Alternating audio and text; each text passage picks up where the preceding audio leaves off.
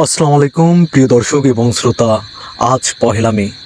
আজকের এই দিনটা কিসের দিন? এই ইতিহাসটা কিসের?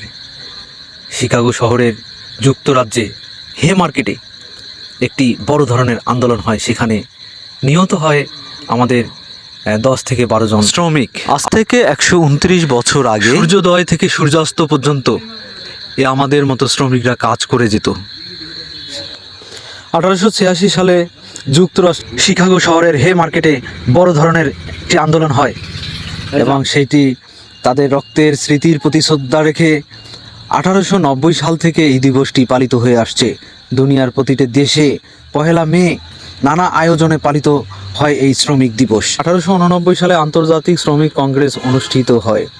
এই কংগ্রেস শিকাগো শহরের শহীদদের প্রতি শ্রদ্ধা প্রদর্শন করে আন্তর্জাতিক সংহতি প্রকাশের জন্য একটি সিদ্ধান্ত গৃহীত হয়, যা 1990 সাল থেকে পৃথিবীর বিভিন্ন স্থানে শ্রমিকরা পহেলা মে পালন করে আসছে। দুনিয়ার মজদুর এক হও, লড়াই লড়াই লড়াই চাই, লড়াই করে বাঁচতে চাই।